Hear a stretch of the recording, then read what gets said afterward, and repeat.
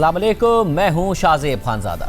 आज़ाद कश्मीर कानून साज असेंबली के इंतखाबात के पहले मरहले के बाद नून लीग और पीपल्स पार्टी आमने सामने हैं। पीपल्स पार्टी मुसलसल धांधली के इल्ज़ामात लगा रही है, जबकि नून लीग भी जवाब दे रही है। वज़ीर आला पंजाब मरियम नवाज ने एक्स पर पोस्ट में लिखा है कि धांधली की बारीक वारदात की मास्टरमाइंड पीपल्स पार्टी धांधली का रोना रो रही है। क़यामत कितने बजे है?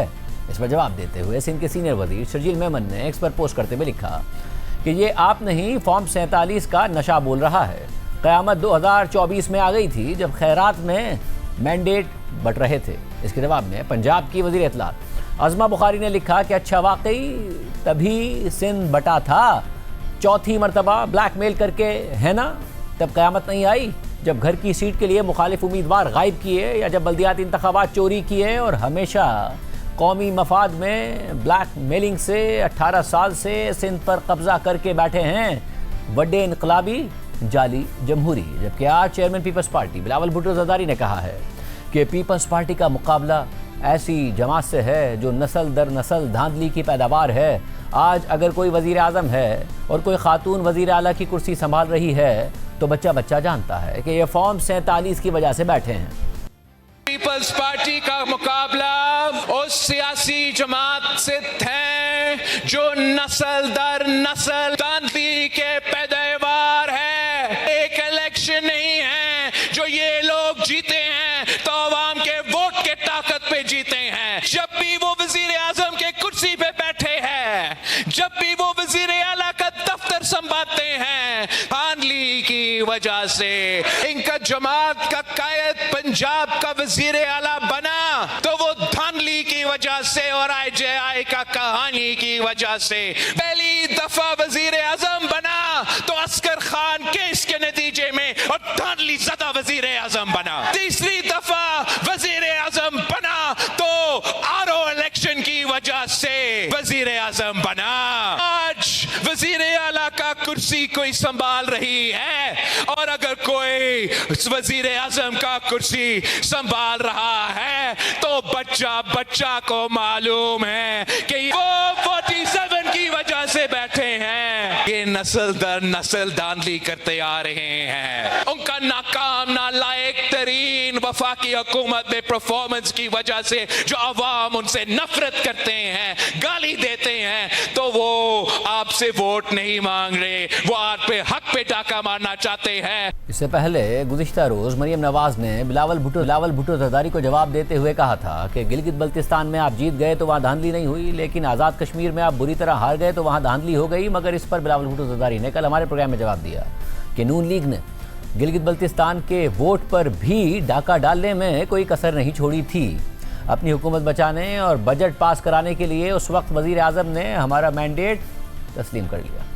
अच्छा, वो ये कह रहे हैं कि जब आप गिलगित बल्तिस्तान में जीते हमने कबूल किया, वज़ीर आज़म ने आपको मुबारकबाद दी, मगर अब जब आप हारे हैं, वो जीत रहे हैं, तो आप इसे बर्दाश्त नहीं कर पा रहे हैं। मैं वज़ीर आज़म साहब का बिल्कुल हर वक्त शुक्रगुजार हूँ, और आज भी जितना हमारा जो भी वर्किंग रिलेशनशिप है वफाकी हुकूमत के साथ, शायद वो से एक शख्स ही महदूद रह चुका हो। इन्होंने कोई कसर नहीं छोड़ा गिलगित बल्तिस्तान के वोट पे भी डाका मारने के लिए। उस वक्त भी मैंने टाइमली इनका धांधली को एक्सपोज करके इनका ये साजिश रोक दिया, और अपना हुकूमत बचाने के लिए, अपना बजट पास करवाने के लिए, जी हाँ, वज़ीर आज़म साहब ने उस वक्त मेरा मैंडेट तस्लीम किया। या शायद वज़ीर आज़म साहब का हमेशा यही नीयत था, लेकिन उनके इर्द गिर्द के लोग, उनके जो वज़ीर, उनकी जो पार्टी के नुमाइंदे, ना गिलगित बल्तिस्तान में उनका कोई इरादा था और ना आज़ाद कश्मीर में उनका कोई इरादा है।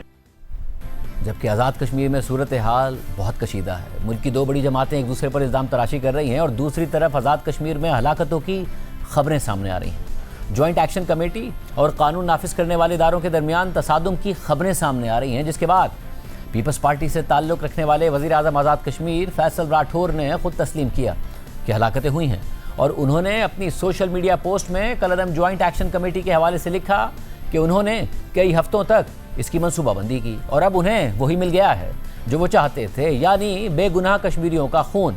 जबकि आज बिलावल भुट्टो ज़रदारी ने एक बार फिर सच और मुफाहमत का कमीशन बनाने की तजवीज़ दोहराते हुए कहा है कि कश्मीर का फैसला पंजाब या सिंध नहीं, बल्कि सिर्फ कश्मीर और कश्मीरी अवाम करेंगे। यानी हमें नज़र आ रहा है कि दोनों जमातों की एक अलग अलग स्टेटमेंट नज़र आ रही है, एक अलग अलग बयानिया नज़र आ रहा है, मगर पीपल्स पार्टी के अंदर ही पीपल्स पार्टी के आज़ाद कश्मीर के वज़ीर आज़म एक बात कर रहे हैं, जॉइंट एक्शन कमेटी को जिम्मेदार ठहरा रहे हैं। वफाकी वुज़रा कभी फितनतुल हिंदुस्तान करार दे रहे हैं, कभी उन्हें दहशतगर्द करार दे रहे हैं, कभी उन्हीं से मुज़ाकरात करते हैं, कभी उन्हीं पर इल्ज़ाम लगाते हैं। और देखिए बिलावल भुट्टो ज़रदारी क्या तजवीज़ दे रहे हैं। जो इस वक्त कश्मीर के अंदर लोग शहीद हो रहे हैं, जो बहरान पैदा हुआ है, इसके लिए पाकिस्तान पीपल्स पार्टी के पास हल मौजूद है। मैंने पहले तमाम स्टेक होल्डर्स से कहा है कि अगर एहतजाज करने वाले और रियासत पाकिस्तान अगर सच और मुफाहमत का कमीशन कायम करने के लिए तैयार है तो फिर पीपल्स पार्टी फिर ये कमीशन कायम कर सकती है। और हम एहतजाज वालों से कह सकते हैं कि जब तक ये कमीशन अपना रिपोर्ट मुकम्मल नहीं करती तो अपना एहतजाज बंद करे। रियासत भी ये मौक़िफ़ ले सकता है कि इनके जो मजीद कार्रवाई होगा वो कमीशन की रिपोर्ट के बाद वो मजीद कार्रवाई हो सकता है। मैं ये मुतालबा हुकूमत से ताल्लुक रखने वालों की तरफ से नहीं रख रहा हूं, मैं ये मुतालबा एहतजाज करने वालों की तरफ से नहीं रख रहा हूं, मैं हर वो कश्मीरी के तरफ से ये मुतालबा रख रहा हूं जो ना हुकूमत से ताल्लुक रखते हैं ना एहतजाज करने वालों से ताल्लुक रखते हैं। वो सिर्फ अपना जिंदगी जीना चाहते हैं, कारोबार करना चाहते हैं, रोजगार करना चाहते हैं। सच और मुफाहमत का कमीशन मानो, अगर नहीं मानते तो बताए क्यों नहीं मानते। ये कहते हैं कि कश्मीर को पंजाब बना दे, ये ताना देते हैं कि क्या आप कश्मीर को सिंध बनाना चाहते हैं। नहीं, कश्मीर का फैसला कश्मीर ही करेगा, कश्मीर के अवाम करेंगे। कश्मीर का फैसला ना पंजाब कर सकता है, ना सिंध कर सकता है, ना इस्लामाबाद कर सकता है, ना पख्तूनख्वा, ना बलूचिस्तान कर सकता है। इस पूरी सूरत पर बात करेंगे सीनियर सहाफ़ी तज़कियाकार मंसूर अली ख़ान और मुनीफ फ़ारूक से। आप दोनों का बहुत शुक्रिया। मंसूर अली ख़ान साहब, इस वक्त सिचुएशन ये है कि तनकीद ज़्यादा पर्सनल हो गई है। आपने देखा मरीम नवाज साहबा भी कह रही हैं कि क़यामत किस वक्त है, फिर जवाब भी आगे से आ रहा है। बिलावल भुट्टो ज़रदारी साहब भी कह रहे हैं कि अगर फेयर इलेक्शन हुए होते तो ना इनके वालिद साहब वज़ीर आला बनते, ना जिया वज़ीर आला बनी होती। ये मामला आपको सेकेंड और थर्ड स्टेज ऑफ इलेक्शन तक ही जाता नज़र आ रहा है आज़ाद कश्मीर में, या मामला ख़राब हो रहे हैं? जी शाहजेब साहब, मेरा ख्याल में ये मुमकिन ही नहीं है। इन दोनों को पता है इस बात का कि हमारा सर्वाइवल जो है वो इकट्ठे साथ चलने के ऊपर ही है। जब इलेक्शंस का माहौल आता है तो एक दूसरे के खिलाफ जो है ये लफ्जी गोलाबारी जो है वो शुरू होती है। गिलगित बल्तिस्तान के अंदर भी हमने देखा मामला, वहाँ पे भी जो है लगा ऐसे कि पॉइंट ऑफ नो रिटर्न तक जो है वो पहुँच गए हैं, लेकिन उसके बाद जो है वो उस वक्त वज़ीर आज़म ने अपनी एंट्री की और चीज़ें रिजॉल्व हो गई।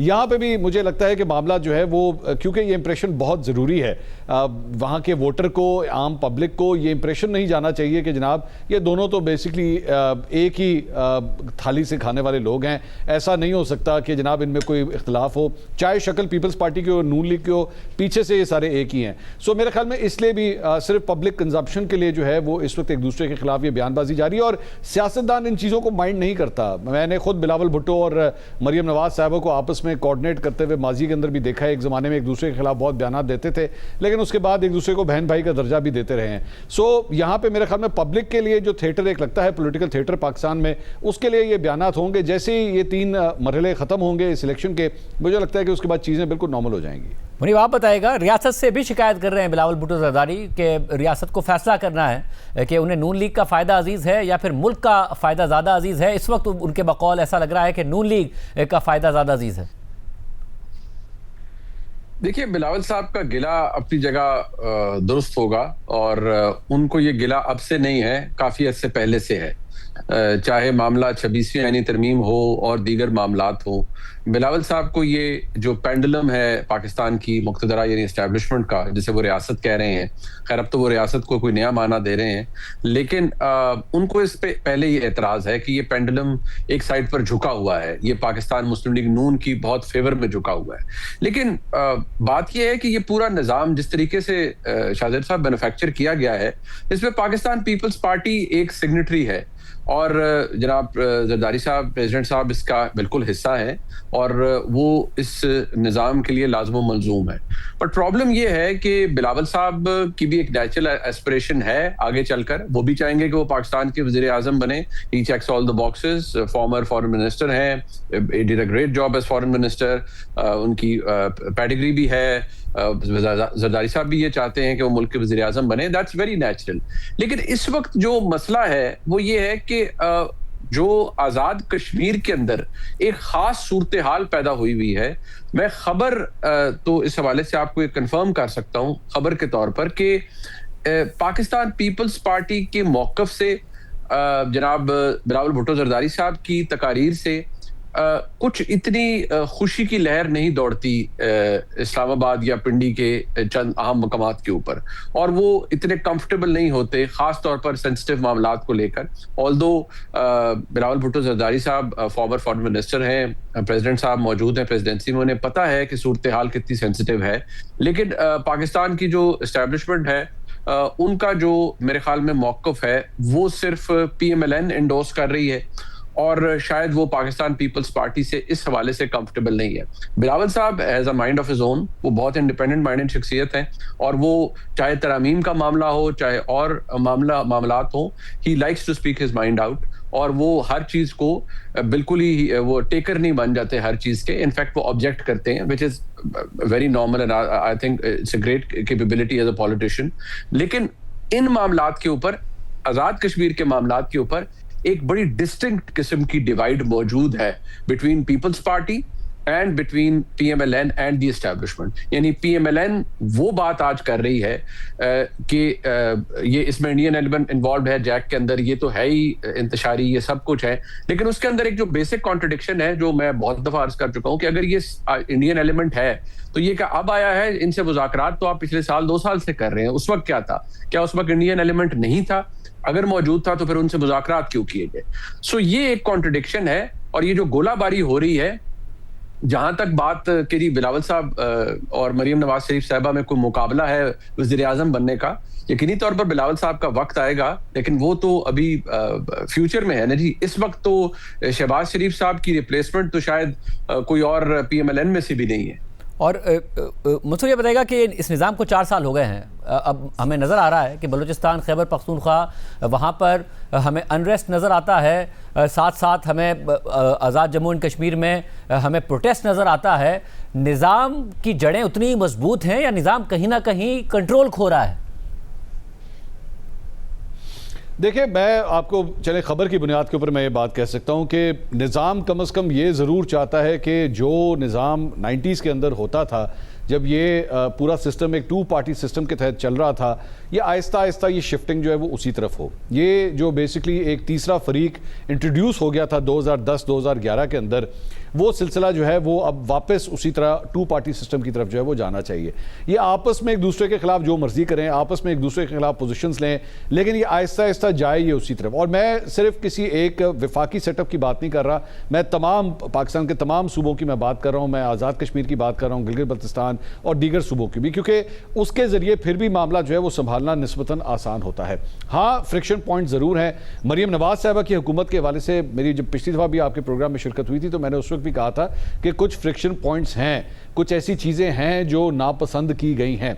और मुझे लगता है कि शायद बिलावल भुट्टो जरदारी साहब को भी इस बात का एक शक ज़रूर है कि there is something wrong somewhere, क्योंकि सारी चीज़ें जो हैं वो बिल्कुल इतनी स्मूथ नहीं हैं। और मैं पंजाब की हद तक कम से कम आपको ज़रूर बता सकता हूँ कि कुछ चीज़ें जो है वो माइक्रोस्कोप के अंडर इस वक्त ज़रूर आई हुई हैं, और इसकी हीट जो है वो मौजूदा पंजाब गवर्नमेंट भी महसूस कर सकती है। और इसकी वजह से ये एक्टिविटीज़ भी अपनी आप नोट कीजिएगा, मैं आपको अभी की भी बात बता रहा हूँ, आइंदा आने वाले चंद महीनों की भी बात बता रहा हूँ कि अपनी एक्टिविटीज़ को जो है वो तेज़ किया जाएगा। दूसरा, जो 5 अगस्त को पाकिस्तान तहरीक-ए-इंसाफ, और आज ही ये खबर आई कि जनाब JUI-FA और पाकिस्तान तहरीक-ए-इंसाफ भी अब काफ़ी हद तक करीब आ गए हैं, तो इसलिए भी मौजूदा जो सिस्टम है वो इन दोनों जमातों को ये मजबूर करेगा कि ये दोनों एक दूसरे का साथ ज़रूर दें, कम अज़ कम इस सिस्टम को आगे चलाने के लिए। लेकिन पब्लिक इंप्रेशन के अंदर जो है वो कम से कम ये जरूर आना चाहिए कि दोनों एक दूसरे के बहुत ज़्यादा मुखालिफ हैं। लेकिन जिस तरह मैंने शुरू में कहा था, मुझे लगता है कि मामला जो है वो सिर्फ इस इलेक्शन की हद तक ही है, इससे ज़्यादा नहीं है। हाँ, मरियम नवाज साहिबा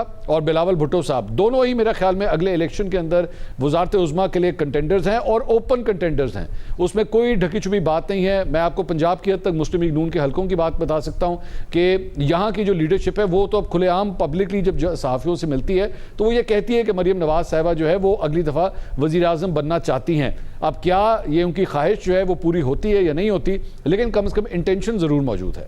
और मुनीब, ज़ाहिर इल्ज़ाम लगा रही है पाकिस्तान पीपल्स पार्टी नून लीग पर कि वो रियासत की ज़्यादा फेवरेट हो गई है और रियासत से भी शिकवा कर रही है इस हवाले से। फॉर्म 47 का ताना भी नून लीग को दिया जा रहा है। जिस तरीके से ये निज़ाम खड़ा है, नून लीग को अगर फॉर्म 47 का फ़ायदा हुआ तो फिर आगे से जवाब आता है कि जी आपकी बलूचिस्तान में हुकूमत बनी, आपकी गिलगित बल्तिस्तान में हुकूमत बनी, चेयरमैन सेनेट आपको मिला, सदारत का ओहदा आपको मिला, फिर उन्हें जवाब का ताना आता है कि जी आपको वजारत उज़्मा मिली, आपको वजारतें मिली। कोई तीसरा फरीक इन दोनों को ताना दे, वो तो समझ में आता है, एक दूसरे को ताना दे सकते हैं इस निज़ाम के अंदर? मेरे ख्याल में ये भी एक बड़ी अजीब सी सूरत हाल है शाहजेब साहब, क्योंकि देखिए दोनों को पता है अगर ये फॉर्म 47 है और इसकी लेजिटिमेसी के इतने मेजर इश्यूज हैं तो जनाब जरदारी साहब इस निज़ाम का हिस्सा ना बनते। जब इमरान खान साहब की हुकूमत गिरी तो बाजमात सारे मौजूद थे और उस वक्त की एस्टेब्लिशमेंट ने इमरान खान साहब की हुकूमत को उनका जो इत्तेहादी थे उनको कहा कि आप इमरान खान का साथ छोड़ दें, उन्होंने छोड़ दिया और फिर वो रेत की दीवार साबित हुए और उनकी हुकूमत गिर गई। PDM 1 के अंदर जो भी कॉम्पोजिशन थी वो उसको आशीर्वाद हासिल थी पाकिस्तान की एस्टेब्लिशमेंट की। जब 2024 के अंदर इंतखाब हुआ तो उसके अंदर भी जो भी अरेंजमेंट हुआ, तारीख के मुतनाज़ा इलेक्शन में से 2024 का इलेक्शन गिना जाता है, बल्कि मैं समझता हूँ मुतनाज़ा तरीन इलेक्शन है। तो उसके बाद जो भी कॉम्पोजिशन बनी, पाकिस्तान पीपल्स पार्टी ने खुद को वजारतों से दूर रखा। अगर वो इस निज़ाम को बिल्कुल ही इलेजिटिमेट गर्दानते थे तो फिर आईनी ओहदे भी लेने नहीं बनते थे। लेकिन जब आप इस निज़ाम का हिस्सा बन गए हैं तो फिर आप लोगों की जो मैं कहूँगा जो नेशनल इंटेलिजेंस है, कम से कम उसको टेस्ट ना कीजिए। लोग जानते हैं कि आप भी इस निज़ाम का हिस्सा हैं। अगर आप मुस्लिम लीग नून को एक धांधली ज़्यादा इलेक्शन के नतीजे में इक़्तिदार में आई जमात समझते हैं तो आपने उनको सहारा दिया, सपोर्ट किया और खुद भी फायदे लिए। ये बात जनाब बिलावल भुट्टो जरदारी साहब को भी पता है, प्रेसिडेंट साहब को भी पता है। और दूसरी बात यह है कि खाली ये कह देने से कि हम फेडरल कैबिनेट के अंदर नहीं है, ये इंप्रेशन नहीं दिया जा सकता कि आप इस निज़ाम का हिस्सा नहीं है। पीपल्स पार्टी इस निज़ाम का हिस्सा है। और ये भी मैं आपको अर्ज कर दूं कि चाहे जो मर्जी कह लीजिए, बिलावल भुट्टो जरदारी साहब जितनी फायरी स्पीचेस करें, प्रेसिडेंट साहब इस निज़ाम से खुद को अलहदा नहीं करना चाहते।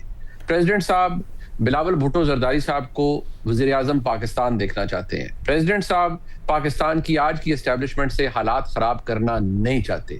लेकिन जो इस वक्त सबसे बड़ा मसला पाकिस्तान पीपल्स पार्टी के लिए है वो ये है कि इस वक्त पाकिस्तान की एस्टेब्लिशमेंट की क़यादत, उनकी बहुत ज़्यादा जो कोऑर्डिनेशन या एक जो वर्किंग रिलेशनशिप है बहुत बेहतरीन है with the current prime minister जनाब शहबाज शरीफ साहब, और उसमें अभी तक कोई दरार महसूस नहीं हो रही। और मैं ये भी अर्ज कर दूं आपको कि पंजाब की हद तक जो मामलात हैं उनका ताल्लुक, अगर कोई चीज किसी जगह पर किसी को कोई फ्रिक्शन नजर आ रही है, उसका ताल्लुक मरियम नवाज शरीफ से नहीं है।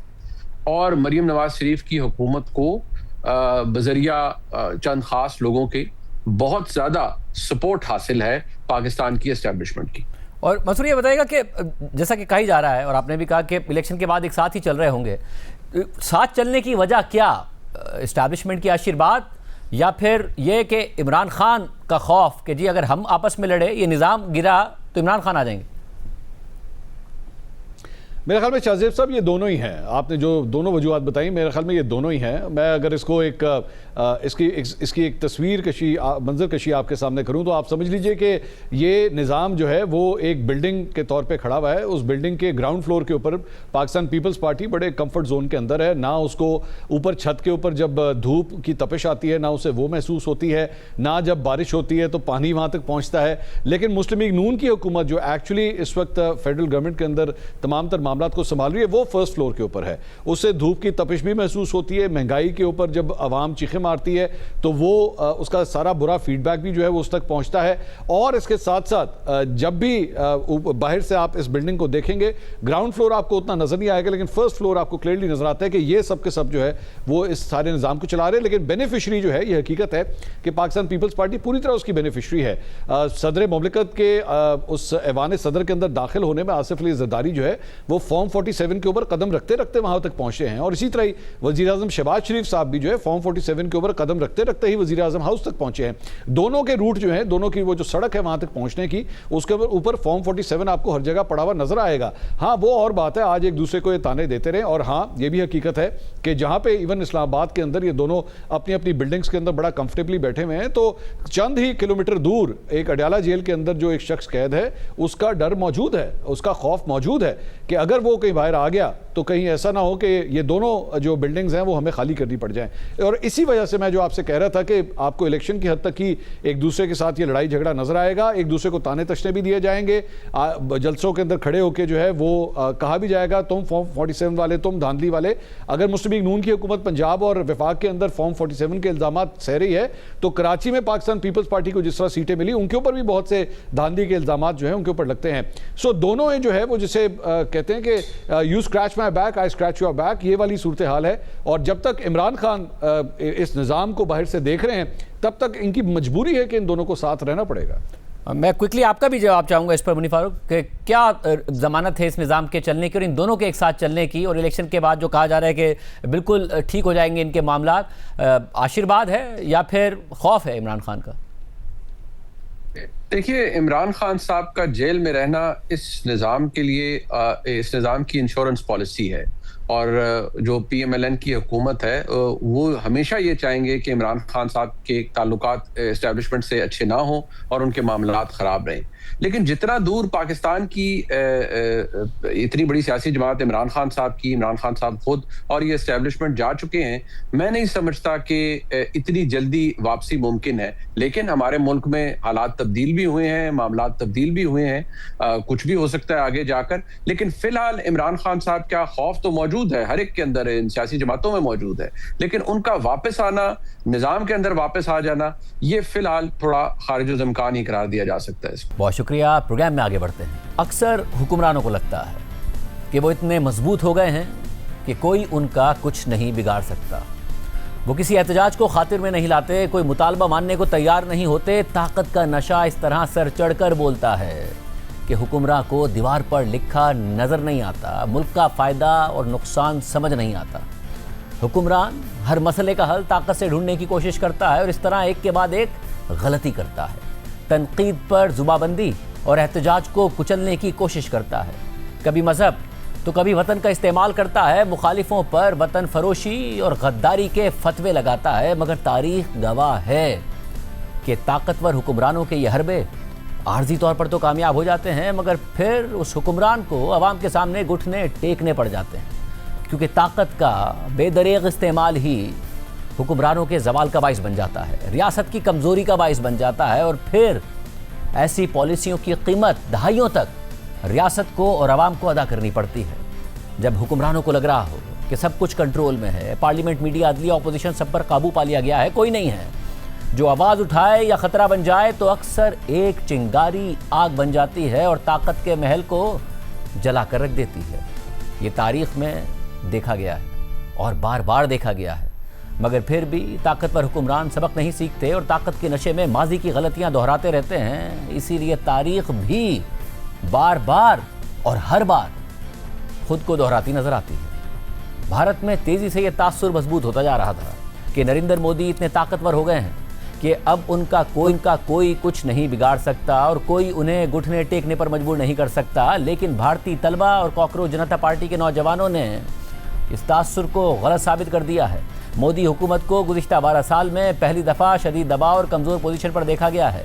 मोदी हुकूमत के दौर में पहली दफ़ा किसी भारतीय वज़ीर को अवामी दबाव के नतीजे में मुस्ताफ़ी होना पड़ गया है। वज़ीर आज़म मोदी जो अपनी मर्ज़ी से जब चाहते थे उसी वक्त किसी मौजू पर बात करते थे, उन्हें रात गए सोशल मीडिया पर वीडियोज़ जारी करना पड़ी और इक़दामात का ऐलान करना पड़ा। साथ ही बीजेपी और वज़ीर आज़म मोदी के बहुत से वोटर सपोर्टर्स भी पहली दफ़ा उनके खिलाफ किसी एहतजाज में शरीक नजर आए, क्योंकि नीट पेपर लीक से खुद बीजेपी के हामियों के बच्चे भी मुतासिर हुए थे। लेकिन ऐसा नहीं है कि मोदी हुकूमत के खिलाफ भारतीय तलबा को आसानी से ये कामयाबी मिल गई, बल्कि भारतीय तलबा और कॉकरोच जनता पार्टी की इस तहरीक को मोदी हुकूमत ने ताकत से कुचलने की भरपूर कोशिश की, लेकिन इसका उल्टा असर हो गया।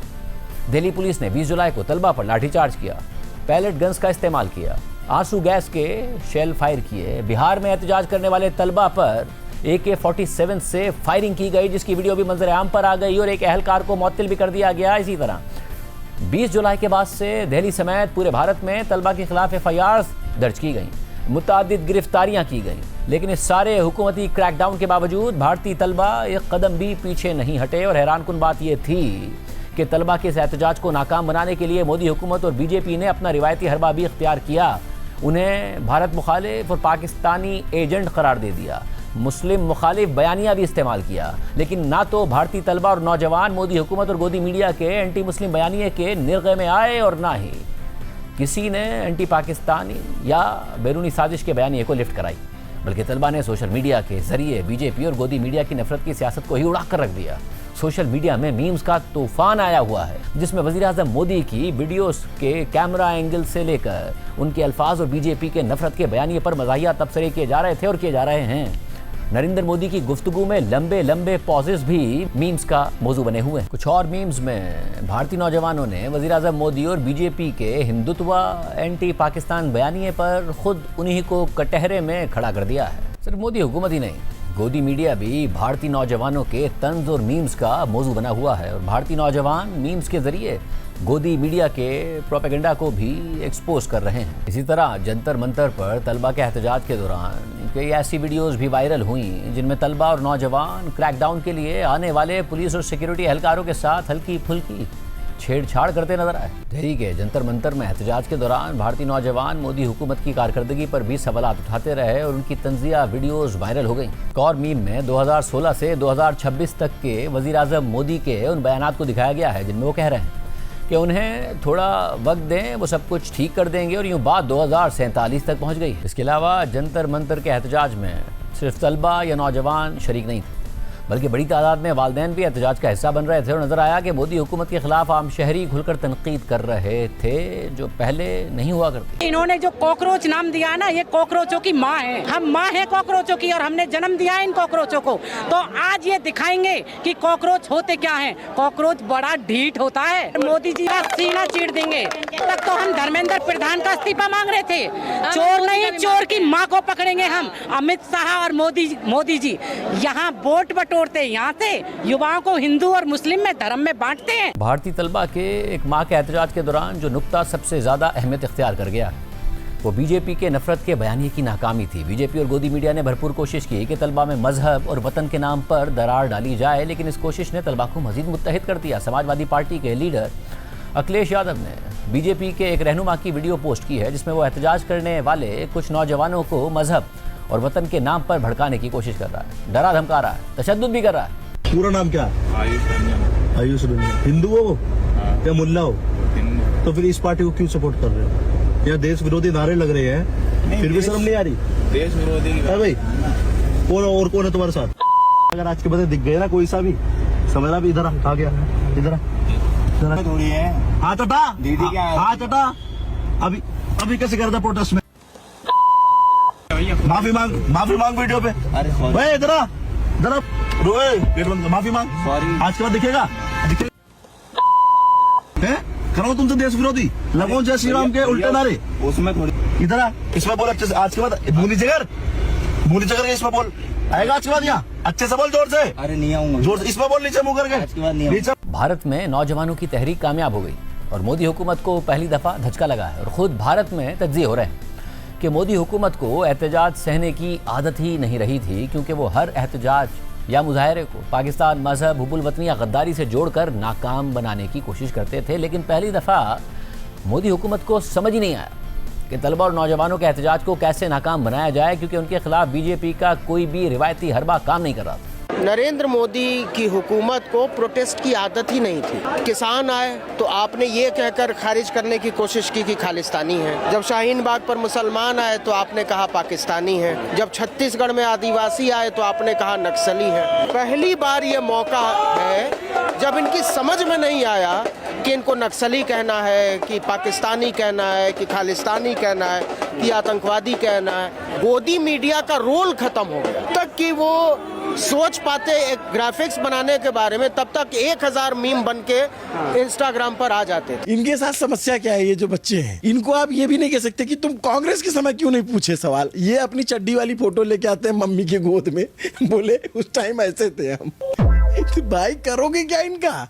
अंधभक्तों, तुमसे बड़ा लूजर कोई नहीं हो सकता। प्रॉब्लम इस बारे में हो रही है कि जेनजी फनी रील्स बना रही है और रूलिंग पार्टी के आईटी सेल की धज्जियां उड़ा दी उन्होंने। पूरा नैरेटिव इस वक्त उनके हाथ में और तुम लोग कुछ नहीं कर पा रहे हो with all your lies, with all your money, with all your resources. तुम क्या उम्मीद कर रहे हो कि यही जेनजी रोज शाम को 6 से 11 बजे तक नफरती गोदी मीडिया देखे और ब्रेन वॉश होता रहे? वज़ीर-ए-आज़म मोदी और मरकजी हुकूमत के खिलाफ social media memes, reels, post और वीडियोस से दिल्ली इंतजामिया गुस्से में आ गई है और बाकायदा एक्शन शुरू कर दिया है। भारतीय मीडिया के मुताबिक दिल्ली पुलिस ने परसों सोशल मीडिया प्लेटफॉर्म्स को खत लिखा और वज़ीर-ए-आज़म मोदी और मरकजी हुकूमत के खिलाफ सैकड़ों पोस्ट को फ्लैग किया। सोशल मीडिया प्लेटफॉर्म से मुतालबा किया कि मज़कूरा पोस्ट को फौरी तौर पर हटा दिया जाए। भारतीय मीडिया के मुताबिक दिल्ली पुलिस ने ऐसी पोस्ट बनाने वाले या शेयर करने वाले अफराद के खिलाफ क्रैकडाउन भी शुरू कर दिया है। मुतादिद लोगों के अकाउंट्स सस्पेंड होना शुरू हो गए हैं। दूसरी जानिब मुतालबात की मंजूरी के बाद कॉकरोच जनता पार्टी और तलबा का एहतजाज तो फिलहाल ख़त्म हो गया है। ताहम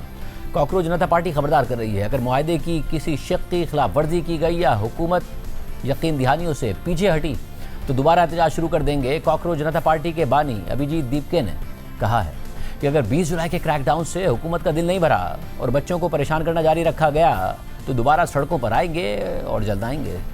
सरकार ये सब ना करे। ये बच्चे थे जो अपने भविष्य के लिए प्रोटेस्ट कर रहे थे, अपने फ्यूचर के लिए प्रोटेस्ट कर रहे थे, उनको कोई मजा नहीं आ रहा था। लाठियां खाई है 20 जुलाई को। अगर सरकार का उससे भी मन नहीं भरा है, अगर इतना सारा खून बहाकर भी सरकार का मन नहीं भरा है और वो बच्चों को ऐसे ही परेशान करती रही तो हम फिर से सड़क पर उतरेंगे और जल्दी उतरेंगे। भारतीय पार्लियामेंट के अंदर और बाहर मोदी हुकूमत को अपोजिशन भी टफ टाइम दे रही है। वजीर तालीम धर्मेंद्र प्रधान तो मुस्ताफ़ी हो गए हैं, मगर वजीर दाखिला अमित शाह अब अपोजिशन की तनकीद का मरकज़ बन गए हैं। अपोजिशन तलबा पर पुलिस क्रैकडाउन की इजाज़त देने पर अमित शाह से इस्तीफ़ा मांग रही है और उनके एहतसाब का मुतालबा कर रही है, क्योंकि पहले दिल्ली पुलिस पर यह इल्ज़ाम लगा कि उन्होंने तलबा पर क्रैकडाउन के दौरान पैलेट गन्स का इस्तेमाल किया है। और अब ये इल्ज़ाम लग रहा है और वीडियोज़ भी सामने आ गई कि बिहार में पुलिस एहलकार ने तलबा के एहतजाज को नाकाम बनाने के लिए AK-47 का इस्तेमाल किया था और बराह रास्त फायरिंग की थी। आज लोकसभा के इजलास से खिताब करते हुए कांग्रेस के रहनुमा और अपोजिशन लीडर राहुल गांधी ने कहा कि इस मुल्क के नाम निहाद वज़ीर दाखिला में हौसला ही नहीं है कि वो ऐवान में आकर बैठे हैं। उन्होंने हमारे बच्चों पर फायरिंग का हुक्म दिया था। Sir, the Home Minister authorized the shooting of our students, sir. He put pellets into the blood of our students. And I'm very happy today to see that the so-called Home Minister of this country does not have the courage to come and sit here. इससे पहले लोकसभा के इजलास से खिताब करते हुए कांग्रेस की रहनुमा प्रियंका गांधी ने कहा कि वज़ीर-ए-आज़म मोदी अगर नौजवानों का भरोसा जीतना चाहते हैं तो उन्हें वीडियोस में कैमरे का एंगल नहीं, अपने दिल का एंगल बदलना पड़ेगा। आप जेन ज़ी का भरोसा वापस जीतना चाहते हैं तो नए नए एंगल से, अपने फोन से नए नए वीडियो बनाने से नहीं होगा।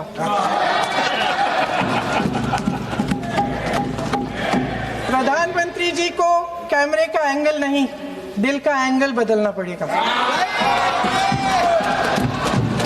क्या जरूरत थी उन छात्रों पर आंसू गैस चलवाने की, उन पर लाठियां बरसाने की, उन पर वाटर कैनन्स चलवाने की? क्या जरूरत थी उन नौजवान लड़कियों को जलील करते हुए उनके कपड़े फाड़ने की, उनको बेरहमी से गंदी तरह पिटवाने की? देश के युवाओं पर पैलेट गन्स और AK-47 चलवाने की क्या आवश्यकता थी?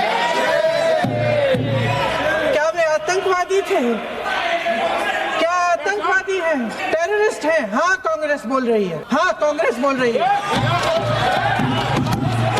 जवाब दीजिए, जवाब दीजिए। कांग्रेस बोल रही है, जवाब मांग रही है, जवाब दीजिए। किसने ऑर्डर दिया? दिया? प्रधानमंत्री जी ने दिया, गृह मंत्री जी ने दिया, जवाब देंगे? पूरा देश पूछ रहा है। सड़कों पर तलबा का एहतजाज तो फिलहाल खत्म हो गया है, लेकिन पार्लियामेंट में मोदी हुकूमत को अपोजिशन के दबाव का सामना है। साथ ही रियासत मध्य प्रदेश, जहां बीजेपी की हुकूमत है, वहां हजारों किसान फसलों की काश्त और प्रोक्योरमेंट के मसाइल के खिलाफ एहतजाज कर रहे हैं, धरने पर बैठे हुए हैं। भारतीय न्यूज़ एजेंसी ANI और कांग्रेस की वीडियोस में देखा जा सकता है कि रियासती दारुल हुकूमत भोपाल में किसान पुलिस की रुकावटों को अबूर कर रहे हैं और वजीर आला की रिहाइशगाह की तरफ बढ़ने की कोशिशें कर रहे हैं।